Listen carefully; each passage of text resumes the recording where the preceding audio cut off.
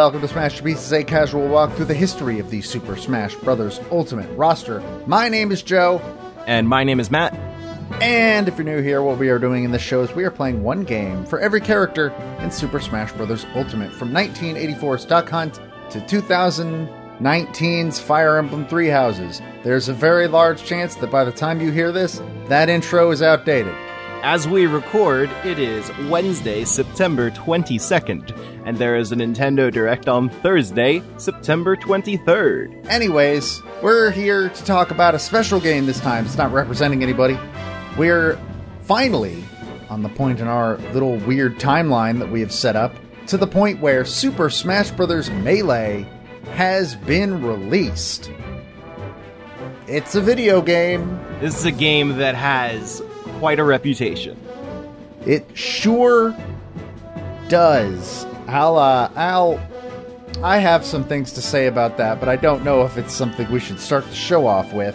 I would say also this is probably the first Smash game as we know it, because you can see how the series from here uses Melee more as a starting point than Smash 64. Smash 64 obviously is the original concept, but Melee was kind of a big change in how it actually felt to play, and every game since then has been an iteration on that.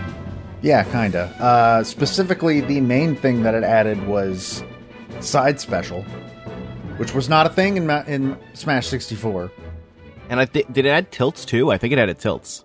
Did it? I don't actually remember if tilts are in Smash 64. I can't remember either, but ever since Melee, there has not been a substantial change to the controls of Smash Brothers. There's been Final Smashes added in Brawl, but the minute-to-minute gameplay that is consistent has stayed the same since Melee. And that, I would say, is probably a big testament to how they really figured it out in this one. Yeah, this is, I think, easy to say that I'd say at this point, this is probably the second favorite in the series overall. Like, I don't mean with me, I mean in general. Because I feel like Ultimate's at least earned its spot for just how large scale it is in general, even. The thing about Melee's continuing reputation and popularity as a tournament game is that I would say it's kind of notable that while there has always been an argument as to whether Melee or the most recent game is better, it has always been Melee and the most recent game. Brawl, Smash 4, and probably in the future Ultimate they've never held up in the same way that Melee does. Yeah, it's the comparison point more than 64 ever was, honestly. And while that may be the case, I think this is I'm pretty sure I still dislike playing Brawl more. Probably. I don't know. I haven't touched Super Smash Bros. Brawl in almost a decade, but I don't enjoy playing Melee. 'Cause I'm bad. I think I said during the pre-show last week, or last episode, the way I put it was, it's the one I am the most bad at in comparison to how I'm bad at all of them. So recently I've been talking about Super Metroid a lot as part of the Nintendo World Report Metroid Game Club, because you may not remember this if you're listening to this in the future, but Metroid Dread is about to come out. So there's a lot of talk of Metroid recently.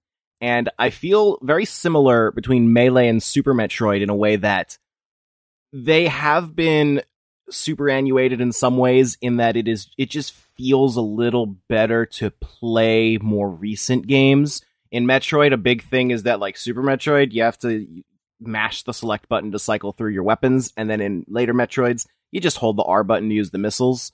Melee feels like that a lot too, where modern Smash Brothers games generally make controls flow a little better. The buffer system in Ultimate definitely makes it easier to play at a casual level, and just generally the game's skill floor has been lowered a lot since Melee. But the same way that I feel about Metroid is that in Melee, despite that higher skill floor, the skill ceiling is way high, and that gives the game a lot more potential. And I think it's unfortunate that there is not a best of both worlds version of Melee. For Super Metroid, there is in a ROM hack called Super Metroid Redux, but there's never really been a version of Melee that adds that more accessibility without reducing the level of potential complexity.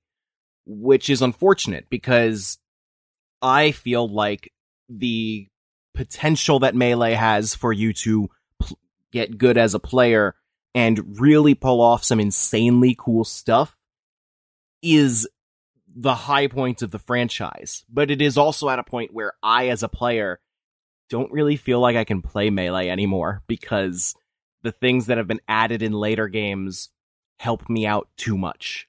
And that's really unfortunate. And this is why I consider it very unfortunate that later Smash Brothers games have diverted away from Melee so much, in that we never got that best of both worlds version where you have that incredibly high skill ceiling and that lower skill floor. That's just a problem I feel like plagues the fighting game genre in general, if that makes sense, because the whole thing ends up being like, you can have it super accessible so that anybody can pick up and play it, or it can have this deep competitive, like, possibilities to it. And I honestly don't think there is a best of both worlds that can be met between those two, because the more accessible you make your fighting game, the less room it has to grow into this own competitive sort of idea and all that. I'm forgetting all of the English words that would let me describe what I'm saying. They're all gone, but in many ways, the problem is that the skill ceiling is so high because the skill floor is also high. Yeah, and like you see it with stuff like when we talk to some of our more competitive fighting game minded friends about stuff like, I don't know, Dragon Ball FighterZ, and how people sort of started getting bored of that game because there was just nothing that was going to change until it suddenly got a huge update. That yeah. was just, this game's more fun competitively now. Which Melee isn't going to get anytime soon. Sure in ain't. the other direction. But, I don't know. I've mellowed out on this since, becoming an adult that isn't stupid. But the Smash community has always had this, like, weird attitude towards new games where a bunch of very loud people, not the majority of people, some very loud people, it sometimes can feel like when a new Smash game comes out, they're like, well, it's not Melee. It's not just Melee reskinned. I want nothing to do with it. And this has gotten so much better recently now that we've gotten a Smash game that is actually kind of fun competitively, considering the last 3 weren't. I don't know. I've seen a lot of discussion online about how Ultimate players kind of hate playing Ultimate competitively. They're just weak. It gave us the F moment, and that's all that matters. That's correct. That puts it above Melee in any way, shape, or form at this point. Nobody can argue against that. I would say that I don't really agree that this problem of, like, people not liking change, just wanting it to be the thing that they already like, I would say that's not really a Melee specific thing. I think that's kind of, I mean, obviously we know that's just the internet, but I don't think that it has ever really been more prevalent in Melee. Well, it's just Smash Brothers has just kind of been the community that we're the most attached to. Well, when you look at fighting games as a whole, like all the other fighting game communities, they move to the next game when it comes out. And even when it's bad. I mean, Street Fighter V still has people playing it for some fucking reason. And that's not to say that other games die down. I mean, we fucking 2 years ago, as part of this show, watched a grand finals for Super Street Fighter 2, a game that came out in like 1997. But I feel like you don't get much of that. And it's also a testament to like how not great Brawl and Wii U were, where both of those just sort of went away. Yeah, I'm not gonna say that Melee never would have had a competitive future if Brawl hadn't been bad. But if Ultimate had been the very next Smash Brothers game after Melee, I think we'd be having a very different conversation. Very much so, probably. It is a testament to Melee's sort of well put togetherness, quote unquote, that it's the one that is still going. Like, Brawl and Wii U just ended when the game that came after them came out. And I would say that part of the reason that the Smash Brothers community has gone in separate directions where many other fighting games don't is that I'd say there's two big reasons for that. Number one, active developer support kind of means a lot. Even Ultimate today, Nintendo doesn't really give a shit. Yeah, historically, Nintendo is not great with that part. Yeah, so like Capcom is over here throwing around thousands of dollars on Street Fighter esports. Bandai Namco's doing that too with Tekken. So like, if you don't like Street Fighter V, you probably like that $10,000 grand prize. And yeah. I think $10,000 is like the highest prize money that Smash Brothers has ever had in any one tournament. Like, it was a huge deal.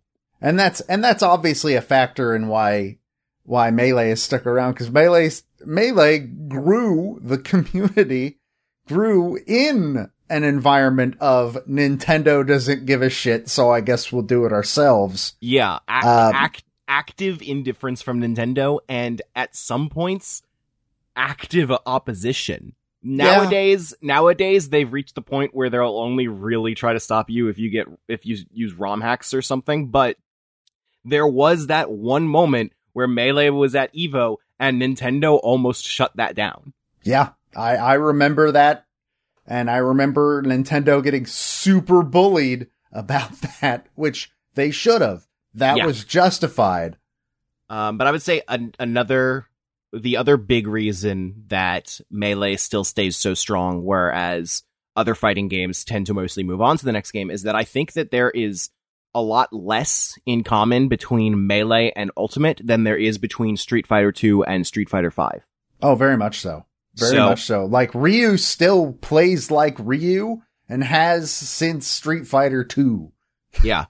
And that's just kind of the thing about Smash Brothers, is that there hasn't been a game that is as much of a natural successor to Melee in a competitive sense. Brawl actively went in the other direction. Boy, did it! Yeah, and there's just never been a game that even really tried to do what Melee did. And I mean, it's also a lot harder to adapt forward in Smash, because not only, like I mentioned, Ryu still plays like Ryu in every Street Fighter game. Like, that's how it works.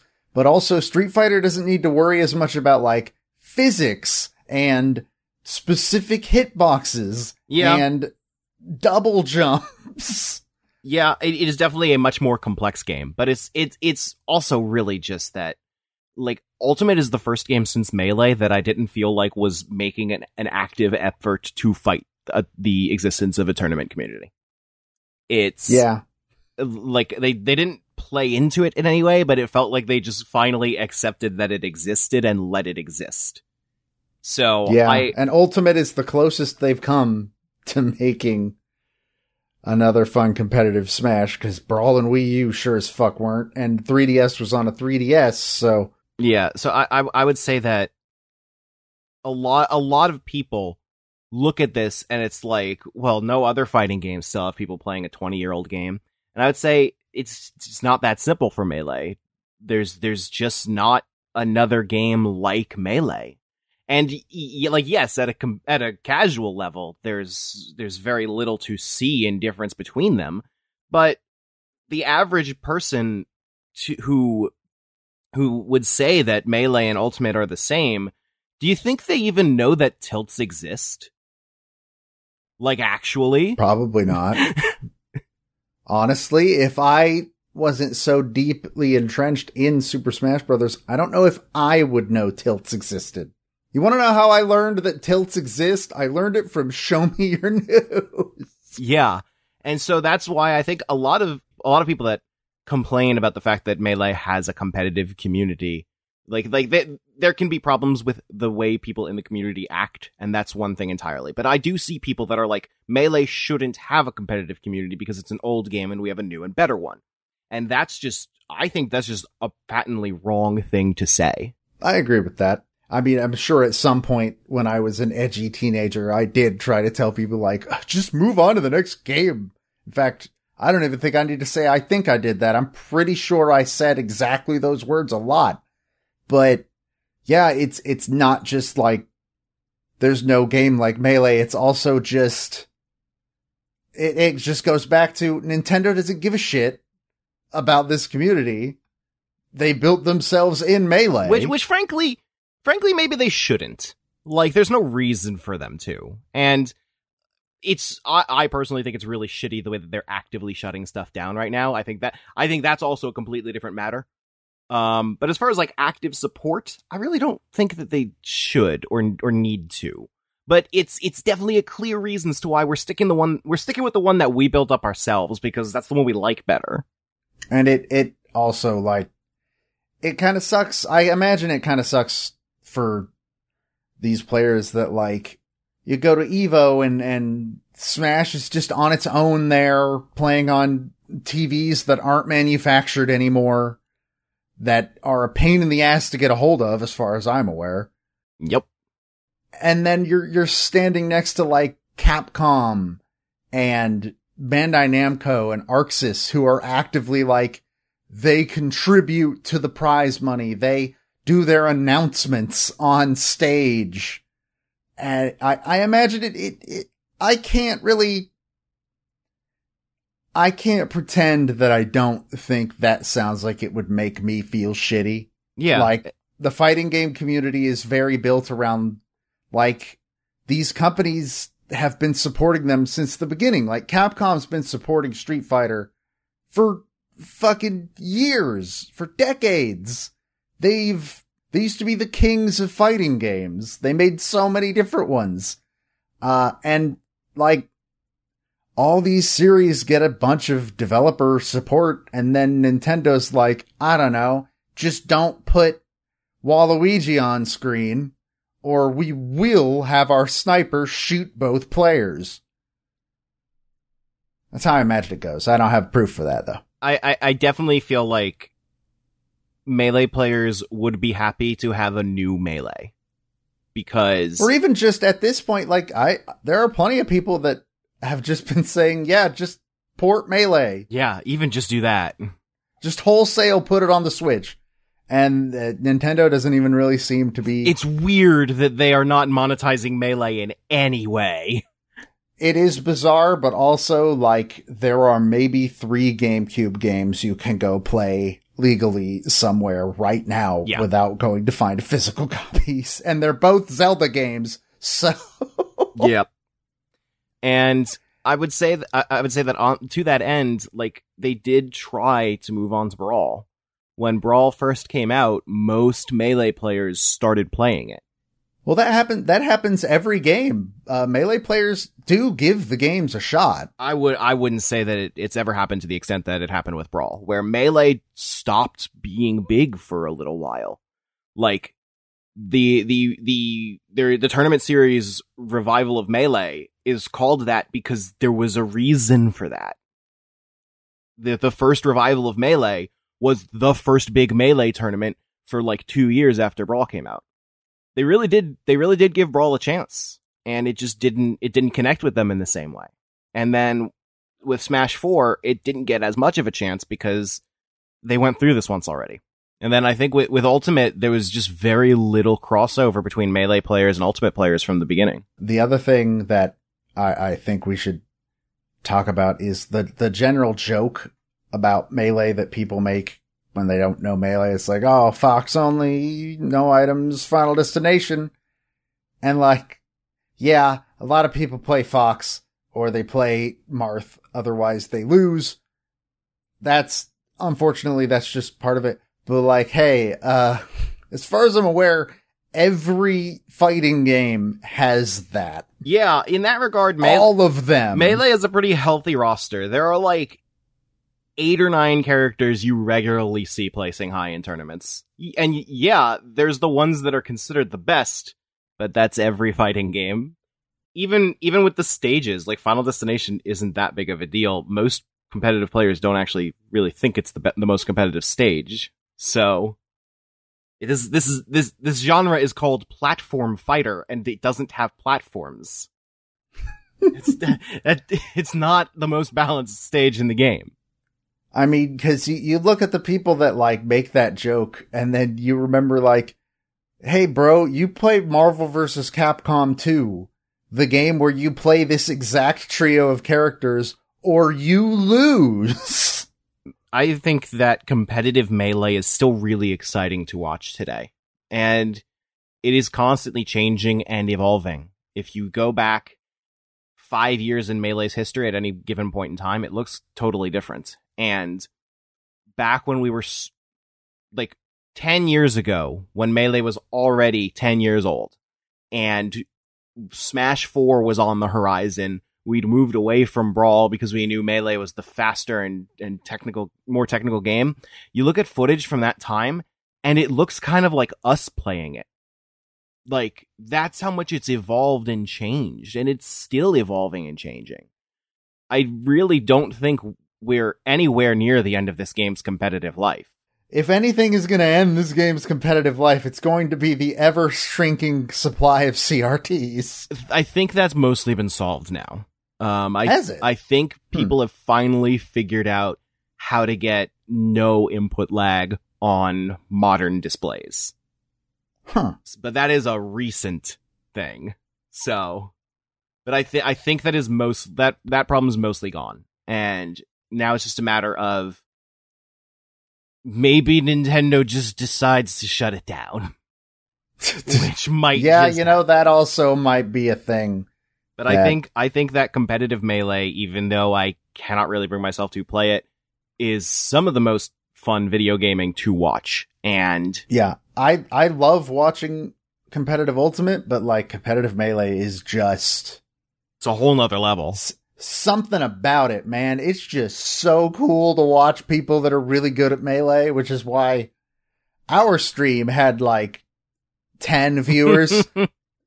And somehow none of us told us to please stop playing Melee. Everyone there knew what we were about.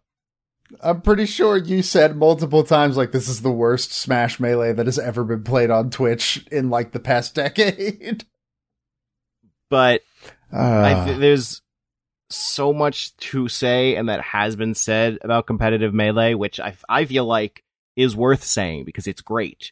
But the competitive side of Melee has been such a focus for so long that people have kind of forgotten about the casual side of it, which I think the casual side of Melee does a lot of things really well, that some of which never really came back in the same way. Yeah, like adventure mode. Like they try. So here's the thing. I respect that they did try to branch out adventure mode in Brawl. And we'll get to that in like, I don't know, 2 years. It's gonna fucking be a little while before we hit that.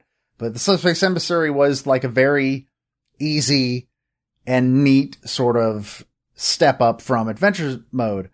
I think adventure mode is very bare bones in Melee, but like it's still kind of cool. Like you're running through the Mushroom Kingdom as fucking Marth, a character from a game that at that point had never been released in America. Yeah, this is a big point of where Subspace Emissary was a big disappointment for me when that game came out, is that there's so little Nintendo in it.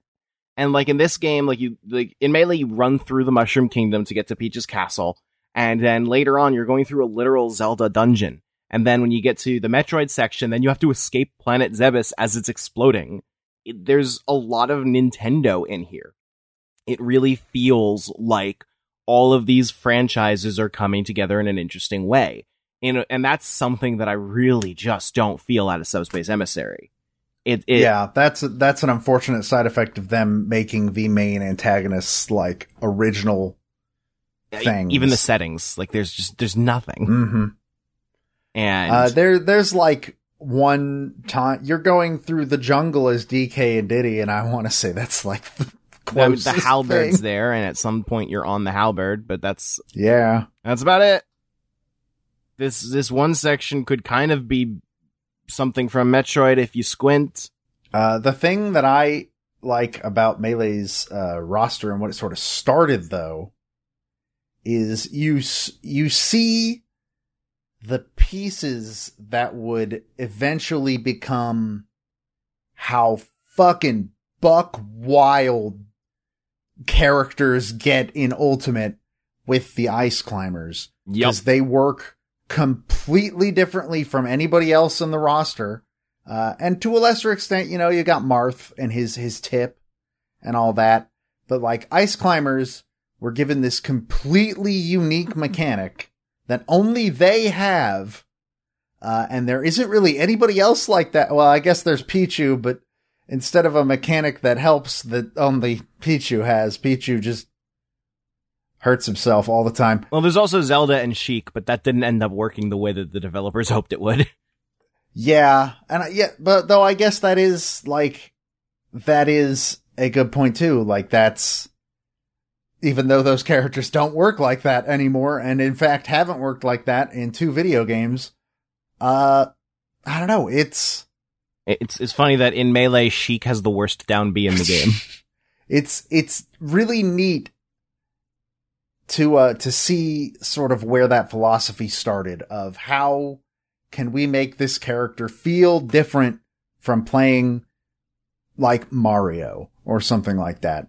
And they didn't go they went a little bit farther in Brawl, because you got stuff like Olimar, and you have Pokemon Trainer, who's just basically what if Zelda and Sheik were 3 things.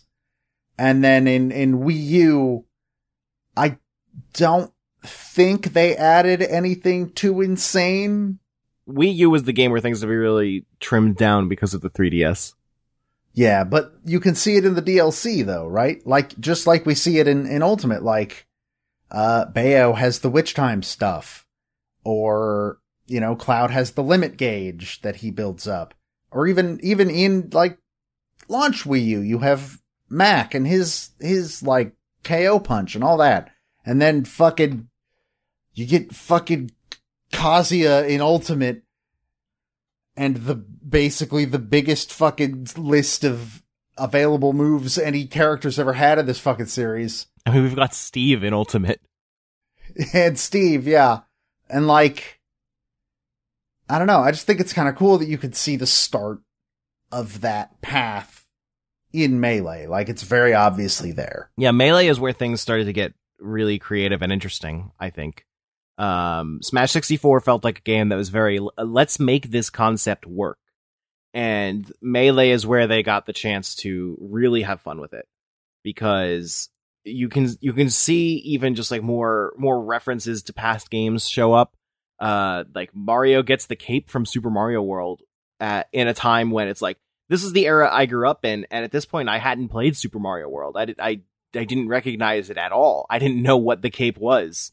And I think that there's just a lot of really cool stuff in this game, and like the game looks really good.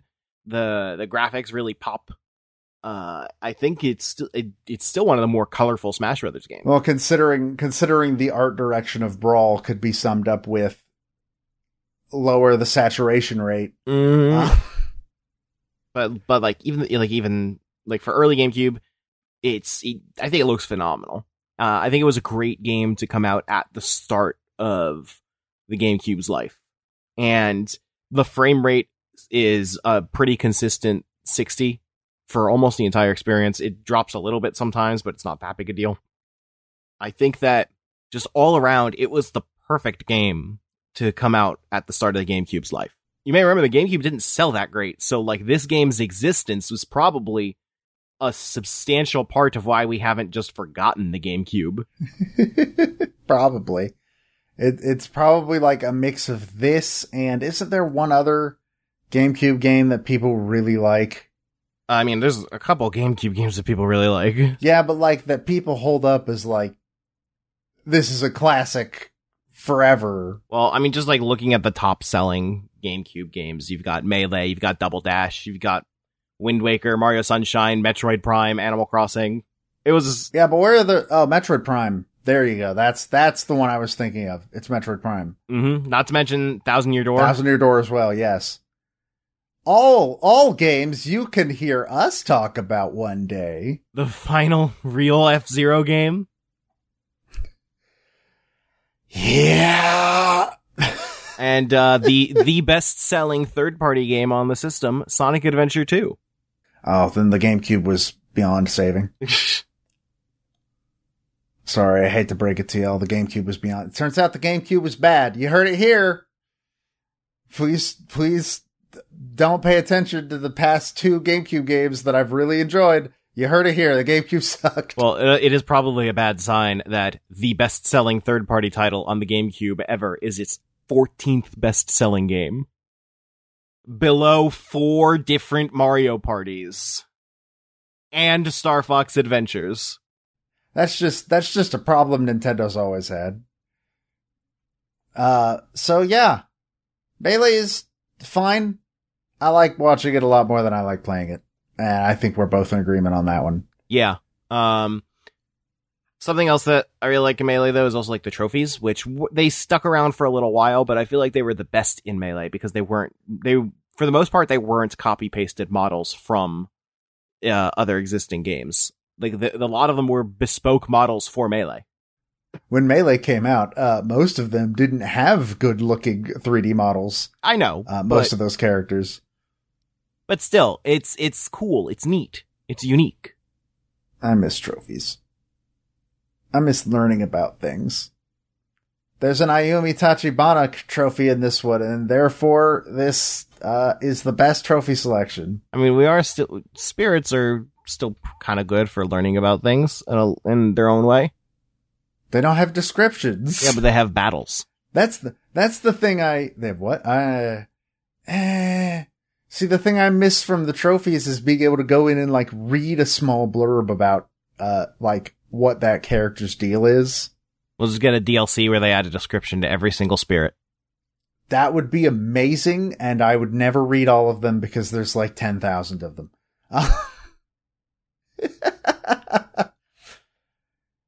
But yeah, I think that's what I missed the most out of trophies. This was the last game with like unique target smash stages, which, yep, as much as I miss those, it makes sense.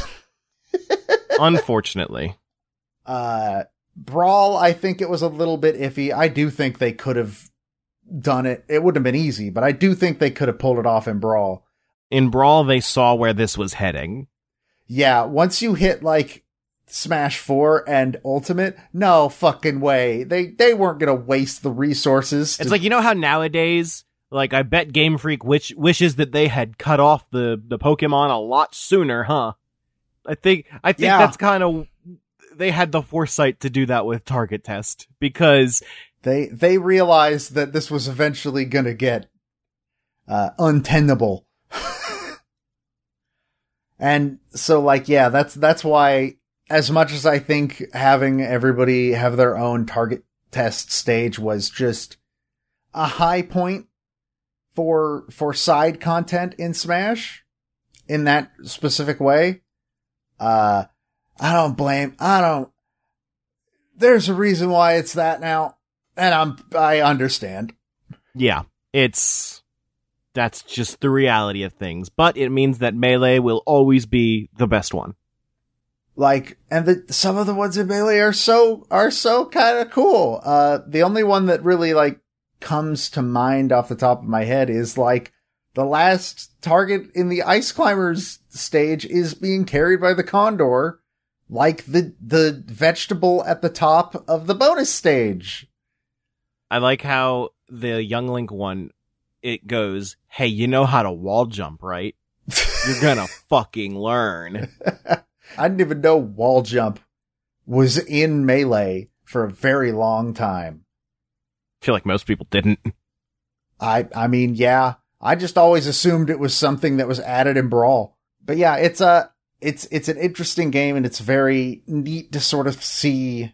I think you're right. It has the most straight line lineage from there to like what we now know as Super Smash Brothers. And it's neat. I think this game, while it wasn't the original, I think this one specifically was really the start of something special.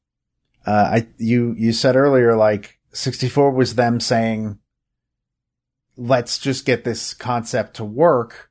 And then I feel like Melee was 100% like, all right, now we know the concept works. What can we do with it? Which unfortunately the answer to that was to crunch ourselves into oblivion, and almost kill Masahiro Sakurai. This game's development was like legendarily horrific. Yeah. It like, oh God. And that's why he let the wave dash slip through.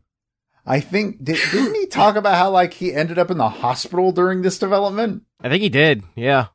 Like just all the stories you hear about Sakurai in development are like, dude, nobody said you had to do this. Like the whole, he fucked up his goddamn wrist making Kid Icarus Uprising and had to test Smash 4 on a goddamn trackball.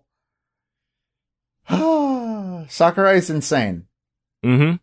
And like people try to like pass off the narrative that like he's being forced to do any of this, and it's like, no, this man is he's just like that. He's incredibly passionate about every project he touches to a nearly self-harmful degree most of the time. People say like, oh, Sakurai keeps getting forced to make Smash Brothers games. No, he won't let anyone else do it. You think he's gonna let someone else make this? No, they'll get it wrong. He's like Kojima when Kojima still had control of Metal Gear, where people have joked about like, oh, Konami was making Kojima keep making Metal Gear, and there's probably some truth to that in this particular instance because Konami. But there's also just so many stories of Kojima, of like Metal Gear games starting development under a completely independent team, and Kojima like ending up having to step in because it's like, all right, no. I got to steer this back on the right track. Yeah. So I think it's something like that. I do think that Sakurai genuinely really enjoys making these games. And I mean, look at the DLC in Ultimate. You think that much fucking effort? You think a team puts that much effort into things if the leader of the team is not like super down for this? Sakurai is doing this because it is what he wants to do. I think that he has an overwhelming amount of influence at Nintendo, frankly. Maybe too much. Maybe. I think, I mean, it'll be curious to see if he keeps this influence now that he is finishing up the final Smash Brothers game to have been greenlit by Satoru Iwata. But also, now that he finishes what might be the final Smash Brothers game. We say that every time. We say that, yeah, but this one you can feel it. They're never going to stop. I don't know. This one you can feel it. They're never going to stop. 80 characters. They're never going to stop. But all right. It's really a matter of like, Sakurai's not an employee of Nintendo, right? He has literally never worked for Nintendo. He has never once worked for Nintendo. He worked for HAL Laboratories, and now he works for Sora Ltd., which was a company explicitly made so that Sakurai could make Kid Icarus. No, that was Project Sora. Oh, was Sora made for Smash 4? Yes. No. Project Sora was just Kid Icarus. Nothing else. Well, yeah, but he worked for a studio called Sora Ltd. Yeah, he still does, doesn't he? Yeah, they made Meteos. Meteos? When I say they, I mean Sora Ltd. It's just Sakurai. It's literally just Sakurai. It's just Sakurai because all the rest of the team working on Smash is Bandai Namco. Yeah. Nowadays. Meteos was made with Q Entertainment. So, and Project Sora was Sakurai and people working for Nintendo. But anyways, we have talked way more about Melee than I thought we were going to. I'll be honest. It's been 45 minutes of recording. We should start wrapping up and talk about some of the music.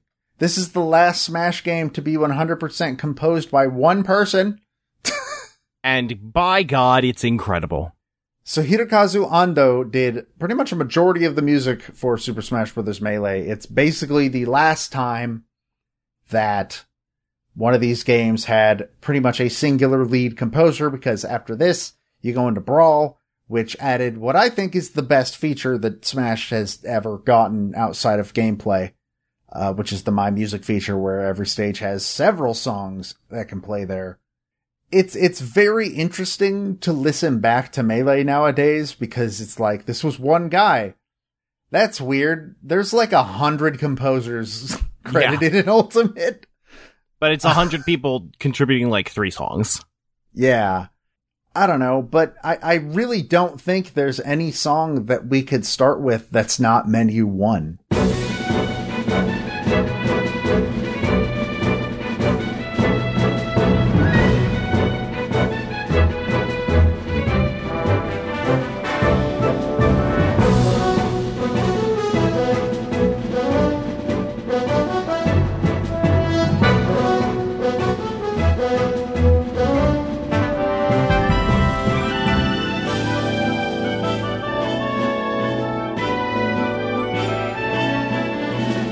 This is pretty much the Melee song. This is the one, yeah. More so than the opening theme. I mean, I still at this day can barely hum the opening theme, but Menu 1, I mean, and most of that is like, I don't know, man, I've maybe seen the intro of that game like 3 times ever. I didn't own a GameCube. But Menu 1, yeah, I agree. It's the one. It's the song that represents Melee 100%. It's just such a cool piece. And it's the one that keeps getting brought back in different iterations. If I was to nail down a Smash Brothers series theme, it would probably be Menu 1. Yeah. I don't know. It's great. It is a great song. And every rendition of it since, in all 3 of the games that have come after, have been fantastic. And it continues to be fantastic. And it's basically the only song from any of the games that keeps getting reiterated upon in later games. Yeah, like pretty much. Nobody fucking remixed the Brawl theme in Ultimate. And I love the Brawl theme. There are occasionally you see other songs, like Smash 64 credits theme got a new remix, and it's like, okay, whatever. Yeah, but that's the only one. Melee, Menu 1 from Melee has gotten like 5 or 6 fucking remixes. It has, yeah. Like, and it's always good. I mean, hell, when Brawl needed to make a boss fight theme, they just did a rearrangement of Menu 1. Yeah. So they know what they're doing. This is like one of the most iconic songs that the franchise has ever made. The other song that I'm gonna give a shout out, but like, what's the opposite of a shout out? Oh no. Hey, the DK rap in this game sucks. Go, so divinely here, performing for you. If you know the words, you can join in too. Put your hands together if you want to clap as we take you through this monkey rap. Donkey Kong, he's the leader of the bunch. You know him well, he's finally back to kick some tail. His coconut gun can fire. Not even the fun kind of sucks, because, like, yeah, the original DK rap is a bad song, but it's a bad song that knows it's a bad song, and that's the joke. Nobody told Hirokazu Ando that the DK rap was a joke. And I actually legitimately hate the version of the DK rap that is in Melee. It's not fun to listen to, and I hated it always. And then it got even worse as the franchise went on, and we truncated it down to just the first 2 verses. Yeah. I still can't believe they didn't fix that in Ultimate. I genuinely can't believe it. But no, it's bad. We have a friend who tells us we're insane every time we say that, but no. The original is far superior. And I don't know. This version of the DK rap is bad. It's just bad. I don't have anything else to say about it other than it's bad. It ain't great. It's really hard to pull out one specific song because just like every song in this game is like the best version of that song. I have one where I do think that is one of the best versions of the song from Donkey Kong, just to be a sort of counter to the bad version of the DK rap. I really, really like the swing version of Jungle Japes.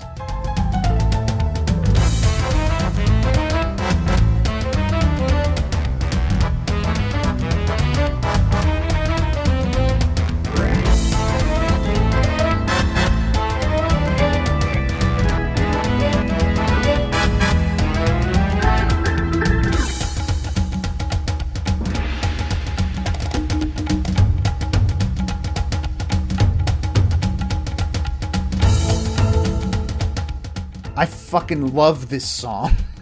It's so good. Like, I talked back when we did DK64 about how one of my favorite renditions of DK Island Swing is in Donkey Kong 64. This is my favorite, my actual favorite rendition of DK Island Swing. Because it really, really leans into the fact that the song is called fucking DK Island Swing. Yeah. This is a swing piece. This is a fantastic version of this song.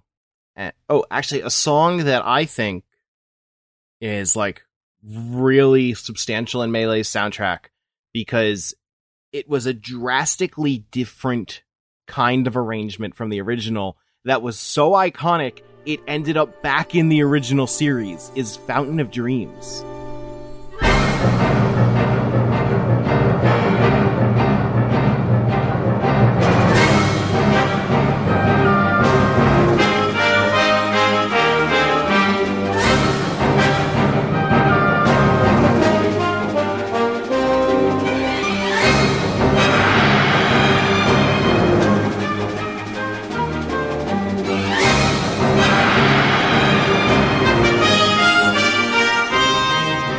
Because in the original Kirby series, this song is from Kirby Superstar, where it's like this fast-paced action song. It's a race against King Dedede, and it got turned into this lighter orchestral piece for Fountain of Dreams. And then the remake of Kirby's Adventure, Nightmare in Dreamland, took this song and made it the final boss theme at Fountain of Dreams.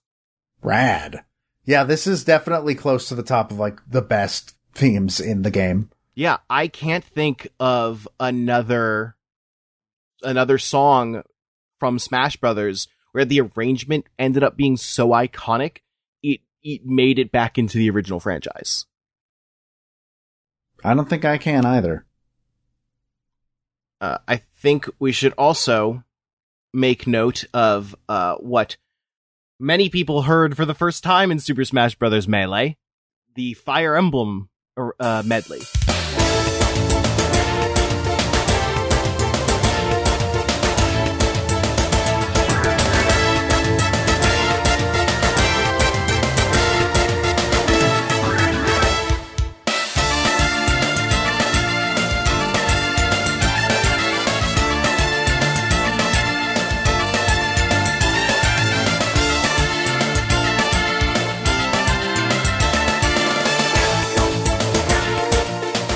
Which most people don't realize that first bit at the beginning is not the Fire Emblem theme.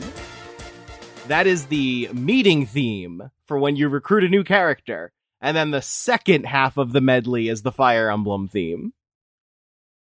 It's a really good song, and it's one of those weird things where it's like, you're told, they were supposed to get a stage, but they did not have time.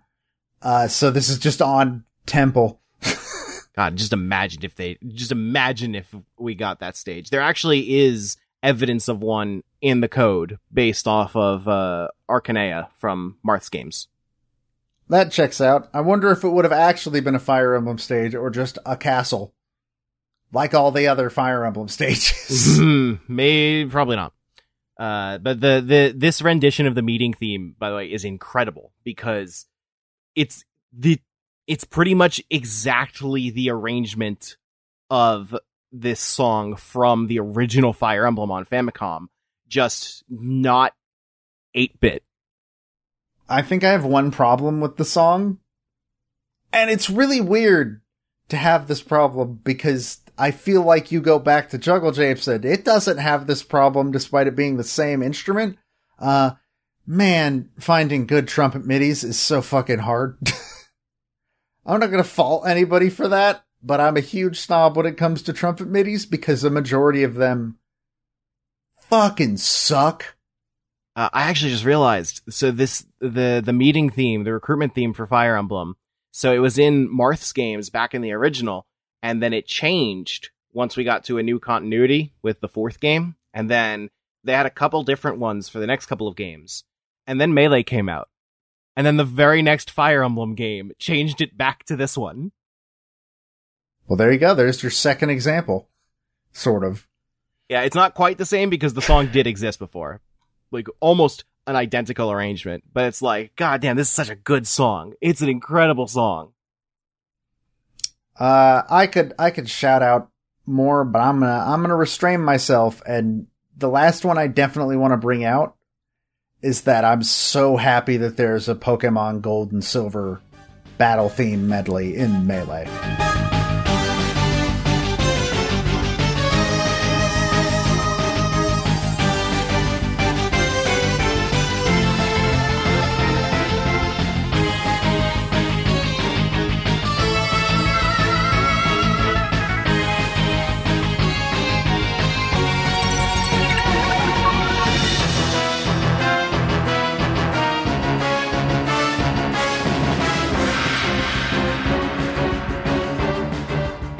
And as a child whose first game in the series was Gen 2, I'm pretty happy to find that here.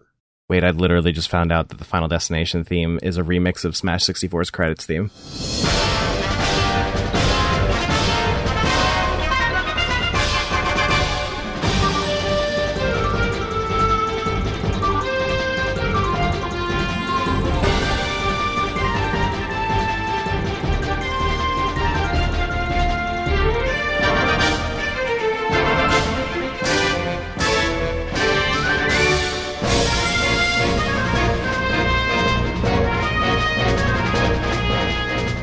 Yeah. You didn't know that? I think I probably knew it. I just didn't realize it. The final song that I want to call out is one of the original songs for Melee, which I think is probably my favorite Smash Brothers original theme, and that is Break the Targets.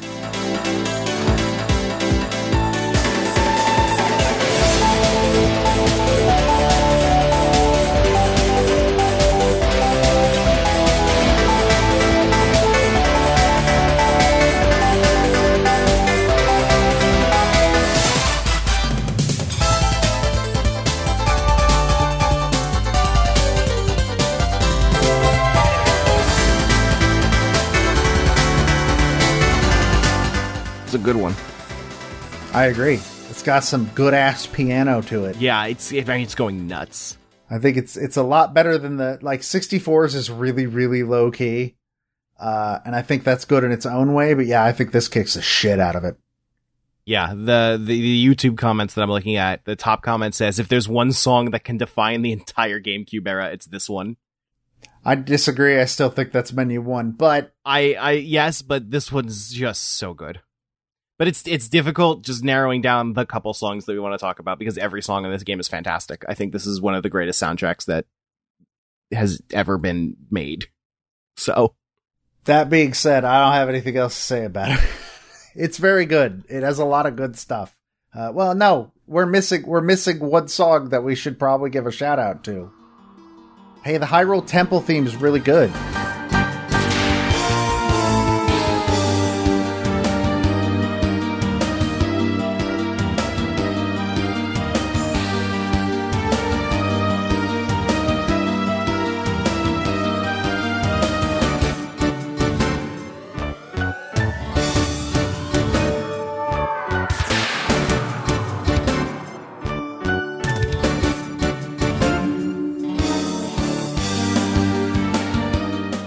going to say, put this out there, this game is also the first time a lot of people heard this song.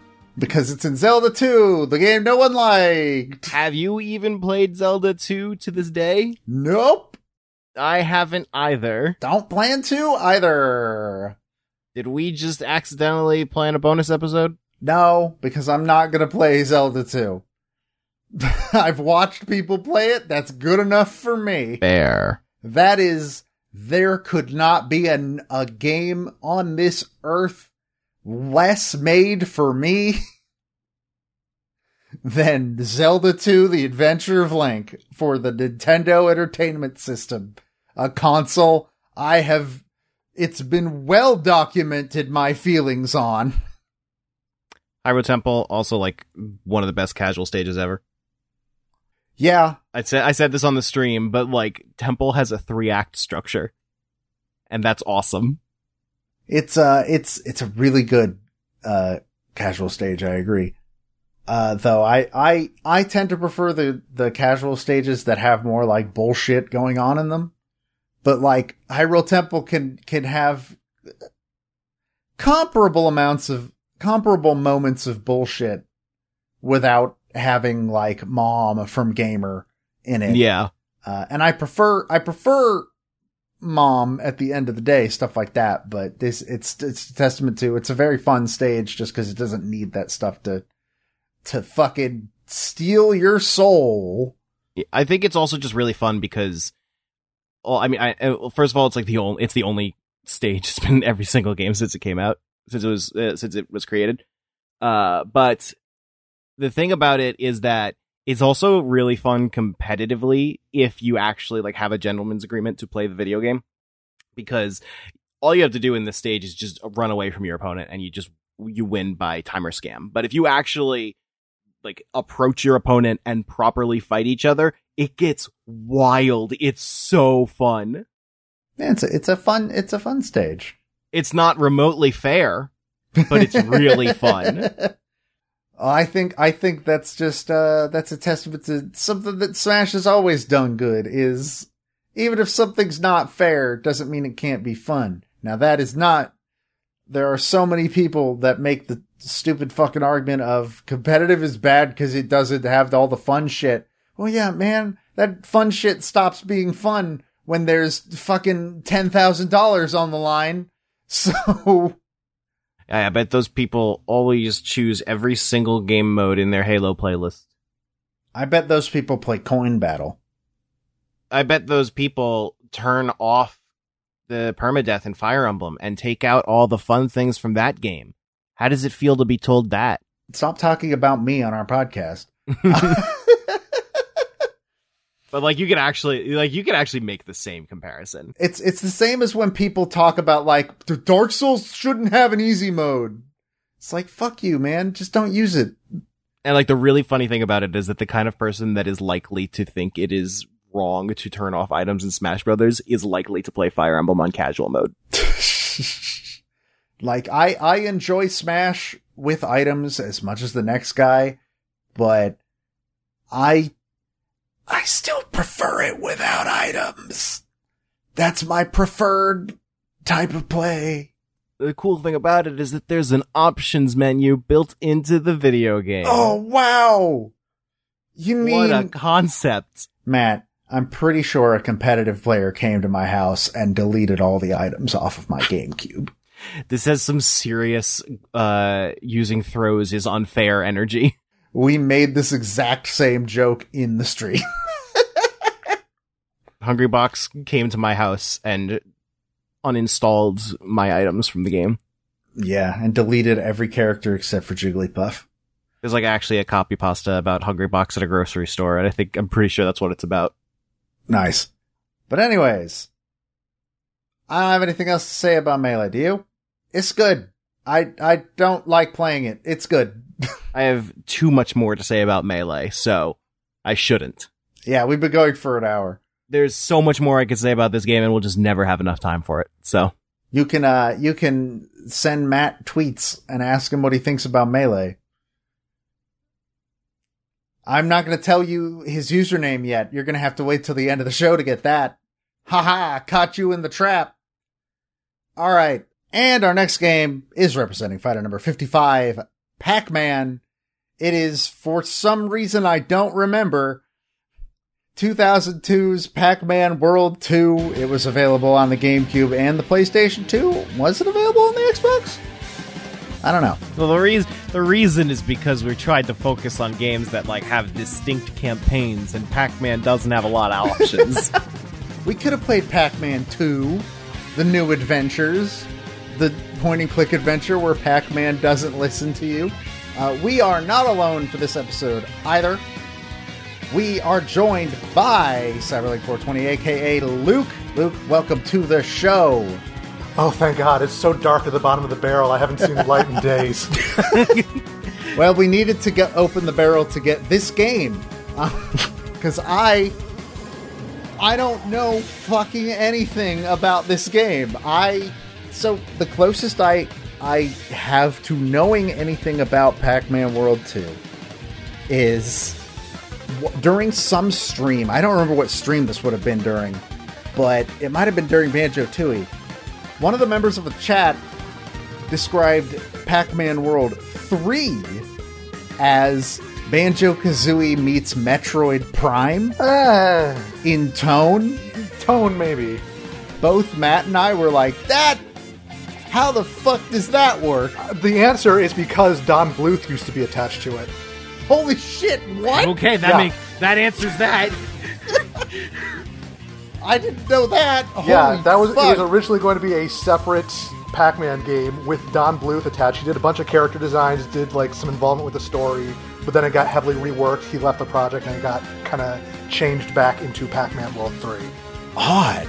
So was he not involved with this one though? No, he was not. Well, fuck, we picked the wrong Pac-Man World. No, you picked the right Pac-Man World. Most people will say that this is the best of the trilogy. Not counting the racing game, but most people haven't played the racing game. We were actually told that by a friend. We wrote down Pac-Man World, and when we were doing all this, we sent the list to some friends to see what they thought about it. And the only note that anyone gave for Pac-Man World was who is better. One person gave that note. Was this friend me? No, this friend was a different... That sounds like something I would say.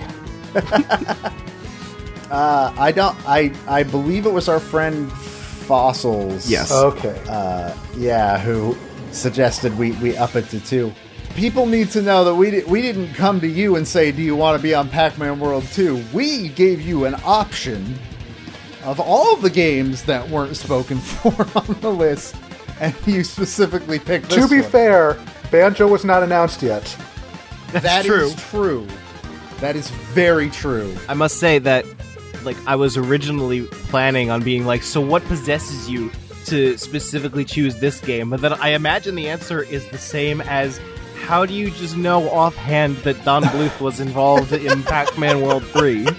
Because I looked at Wikipedia. But the reason I wanted Pac-Man World 2 is because Pac-Man World 2 is the reason I wanted Pac-Man in Smash Brothers. No joke. Oh shit, really? Like, when I saw Pac-Man got announced, I marked out specifically because of this game. Huh. Alright. Like, I don't know if you guys remember, but, you know, I love me some 3D platformers, and early GameCube days, there were not a whole lot of those to go around. There weren't a whole lot of games in general to go around. Yeah, we just finished talking about Melee, one of the only widely remembered GameCube games that probably might have saved at the beginning. Yeah, but that game, I want to say I rented that game like when it came out because I was desperate for some new 3D platformer to play, and, you know, Sonic Adventure 2 could only last me so long. And I'm like, oh, I know who Pac-Man is. I like 3D platformers. I'll give it a shot. And it's actually a surprisingly decent game, I will say.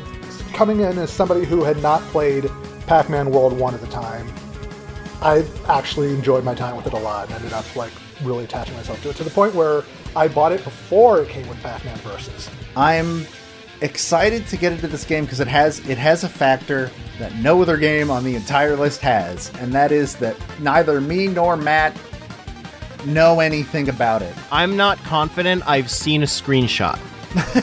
For every single other game on the list, either, well, a majority of which Matt has experience with and I do not, and one of which I have experience with and Matt does not. And this is a rarity, and it may very well be the last game where neither of us actually knows anything about it. So it's a good thing that we have a guest, because otherwise, even among games that neither of us have played, which is very few and probably won't be any by the time we actually get to them, because I'm probably going to play Xenoblade 2. Like, this is definitely the one that we know the least of. And it's like, I remember going into, like, Kid Icarus Myths and Monsters, where it's like, we made a point to talk about how we knew so little about it. But I actually feel like we know less about this one. At least I do. yeah. Like, at least with Kid Icarus, we had played a Kid Icarus game to use as a comparison point. Right. But yeah, I'm very interested to find out how this goes. Would it be wrong to say that this game, specifically its existence, might be a bit of a relic of the era of your game has to be 3D or we're not publishing it? Because was that still going during the GameCube? I don't remember. Or was that purely an N64, PS1 era thing? I think that was more N64, PS1 era. Like, by the time, GameCube, PS2 came around, that had kind of lightened up. But I think that they had already been like, well, we've got a formula that actually worked really well with the first Pac-Man World, which was, a kind of fixed camera game compared to the free camera in World 2. So let's just iterate on that and kind of build on it. It was also a while before 2D games were in vogue again. Yeah, that's very true. Are there any 2D games on our list on GameCube? Wario, no, that's Wii. Yeah, that's Wii. I think the closest we come is Paper Mario, and that's only like sort of 2D as the art style. Yeah, I don't think we've got any. Interesting. So yeah, that is true. Like, I will give you guys 2 tips going into this. First off, you're going to get a pretty sharp difficulty spike about halfway through the game.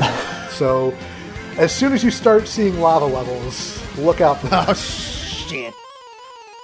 Nice. Oh no, this is going to be a disaster on my end. Yeah, probably. Metroid Fusion all over again. And second, I need you both to promise me right now, do not try to 100% any of the stages. Just promise me that now. Oh, that was the worst thing you could have said to me. Here's the thing, though. There are collectibles in the stage that you can get. There's nothing stopping you from getting all of them on the first run. The problem is, if you don't collect them all in one run, you might as well have not collected any, because you only get the little special bonus thing if you get all of them in one run.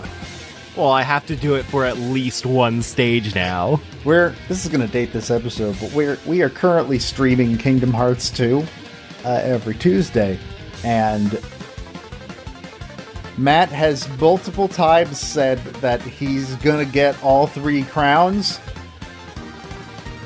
You won't, that once. But I imagine that's the same sort of situation here. Of it's not worth it.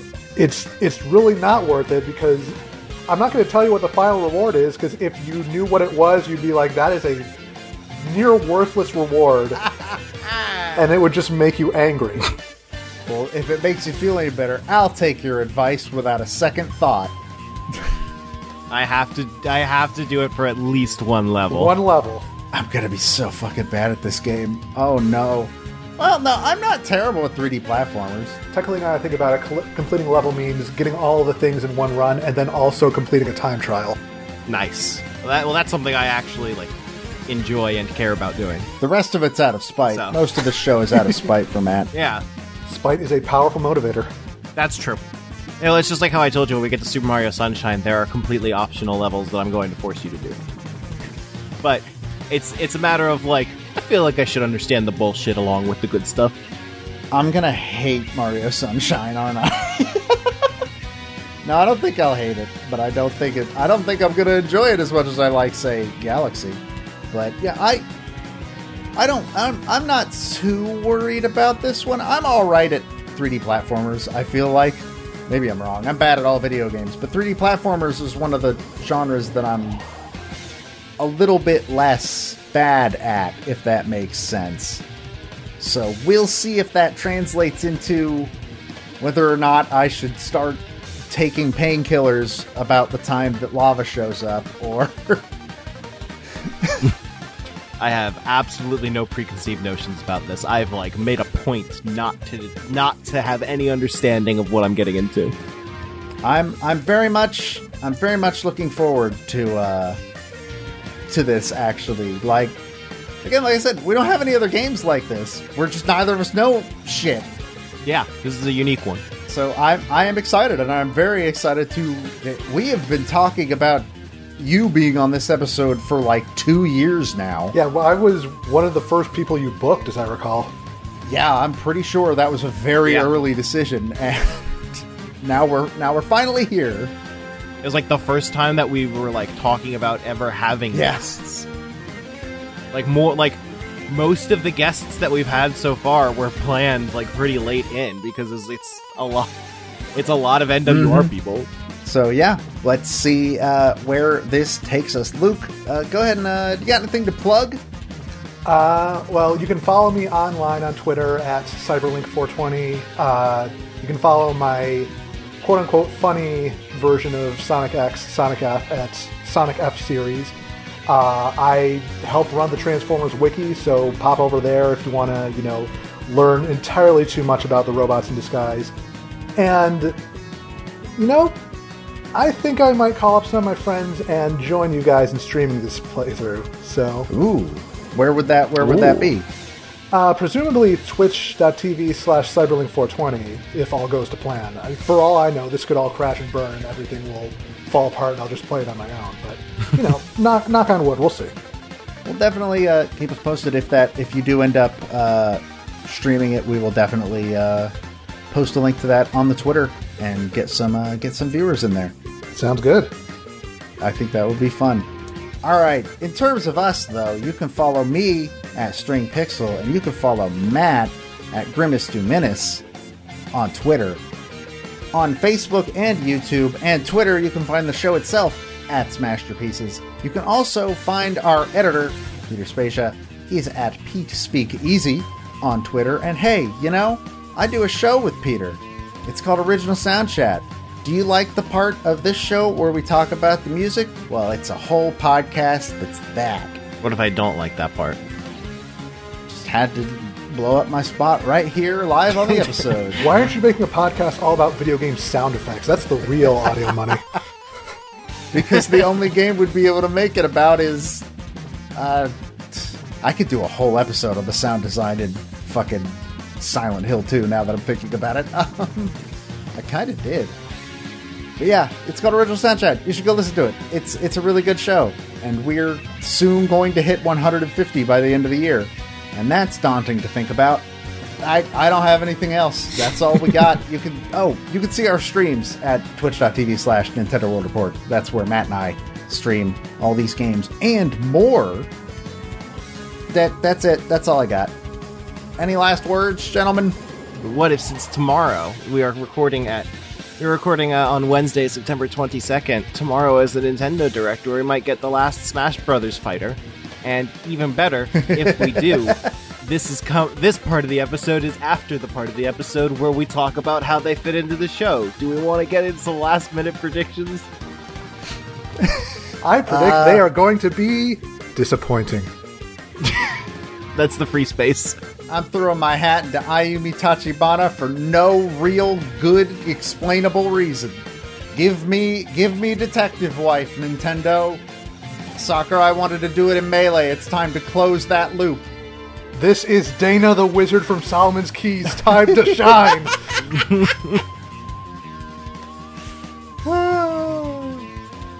Urban Champion, now's the time to show up. That was everything I wanted out of that. Why they have not put an Urban Champion stage into Smash at this point, I will never know. It's right there. But yeah, I got nothing else. All right. Well, with that, my name is Joe. My name is Matt. My name is Luke. And we will see you next time for our episode discussing Pac-Man World 2. Whoop, whoop.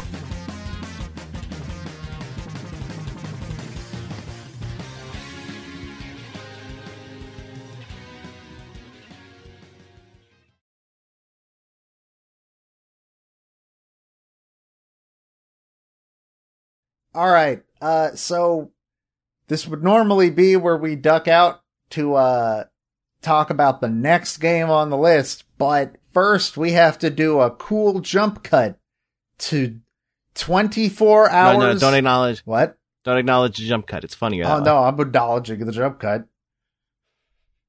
Your joke won't work if I don't acknowledge the jump cut. No, the joke is funnier if you Does don't it? acknowledge the jump cut. Is it? I think it is. I think it is. I mean, we've already said that we're recording this before the direct. Also, I legitimately kind of think there's a chance that the character won't be revealed, so we should probably leave it open. Do you not? Oh, man. I don't know. I legitimately think there's a chance it won't be. I don't think there's a chance it won't be. I think we might get an announcement of a dedicated stream. Maybe, but I feel like we'll at least know who the character is. I don't know. Nintendo's pretty... Don't agree. Nintendo has been pretty, like... I'm not saying I think it's not going to happen. I'm just saying I think there's a very real chance it won't. Yeah, but they've been pretty, consistent about it. I would leave yourself the opportunity to go into Pac-Man if we have to. Then we should stop recording now, then. I guess so.